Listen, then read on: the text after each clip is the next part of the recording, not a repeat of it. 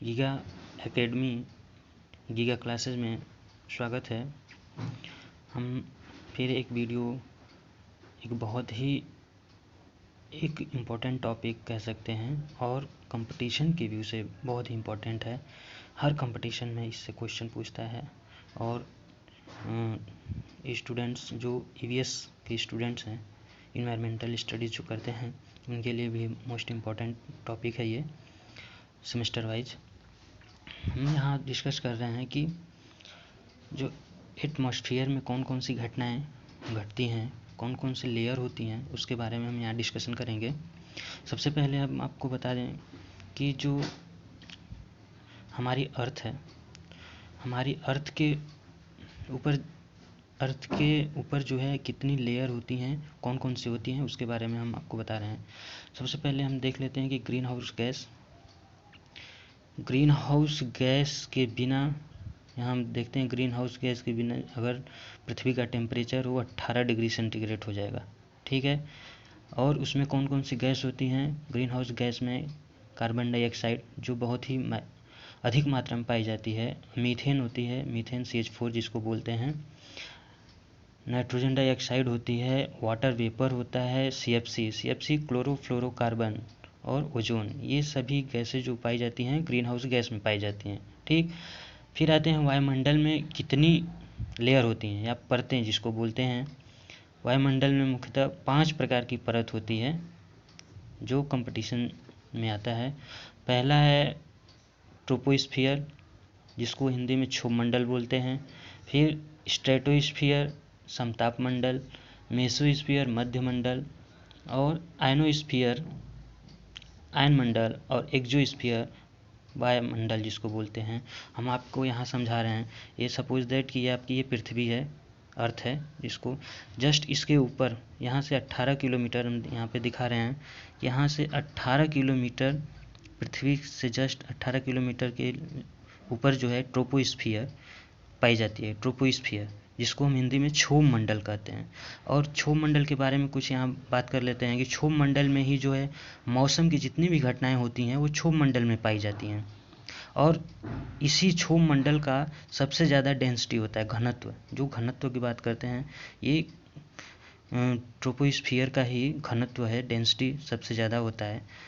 Green house gas का जो effect होता है वो क्षोभ मंडल में ही होता है। ग्रीन हाउस गैस का जो इफेक्ट प्रभाव पड़ता है वो क्षोभ मंडल में ही होता है।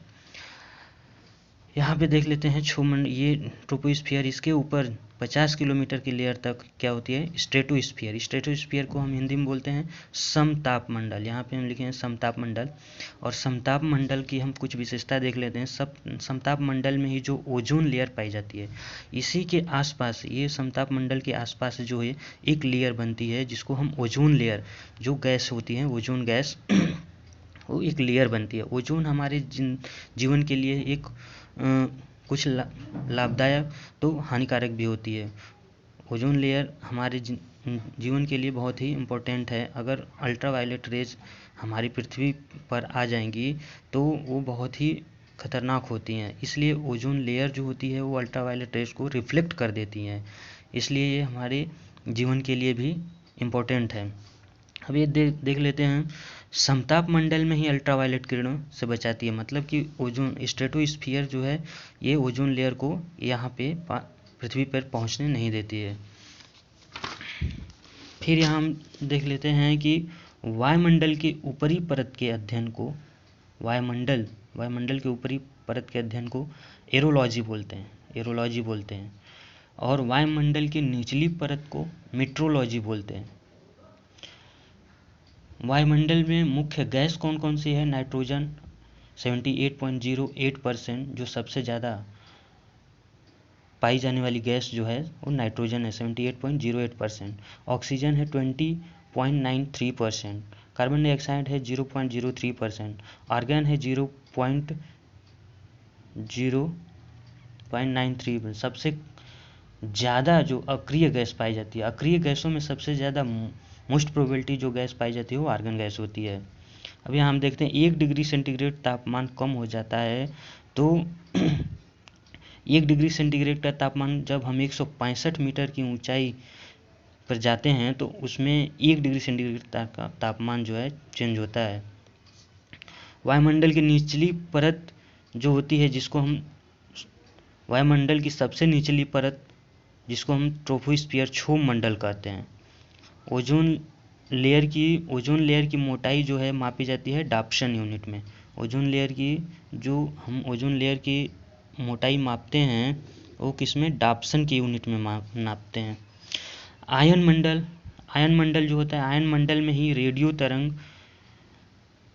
होती हैं। आयन मंडल में रेडियो तरंग का मतलब जितना भी हम न्यूज़ चैनल या रेडियो की जो वेव आती हैं वो कहाँ पे होती हैं, आयन मंडल से होती हैं, प्रभावित होती हैं। ग्रीन हाउस के लिए सबसे ज़्यादा उत्तरदायी जो है वो कार्बन डाइऑक्साइड है। वायुमंडल के किस परत में बादल गरजते हैं? बादल पहले भी हम बता चुके हैं कि जो मौसमी घटनाएं होती हैं वो क्षोभ मंडल में होती हैं। हवाई जहाज़ जो उड़ान भरते हैं वो समताप मंडल में होता है। हवाई जहाज़ को जो उड़ान भरते हैं वो समताप मंडल में होता है। क्यों? क्योंकि उनकी डेंसिटी कम होती है, घनत्व जो है कम होता है, इसलिए वो आसानी से उस एरिया में ट्रेवल कर सकते हैं। पृथ्वी से सबसे दूर कौन सा लेयर होता है? एक्सोस्फीयर, जिसको हम वायुमंडल बोलते हैं। संचार उपग्रह जो सैटेलाइट हम भेजते हैं, सैटेलाइट जो जाता है वो किस में होता है? आयन मंडल में होता है। सैटेलाइट जो जाता है वो आयन मंडल में होता है। और सबसे ठंडी परत जो होती है वो मध्यमंडल। सबसे ठंडी परत हम कहते हैं जिसको मध्यमंडल। उल्का पिंडों से जो बचाती हैं वो मध्यमंडल। बादल का घनत्व सबसे अधिक होता है क्षोभ मंडल में। डेंसिटी जो सबसे किसकी होती है? क्षोभ मंडल में। Thank you so much. Like और सब्सक्राइब करें।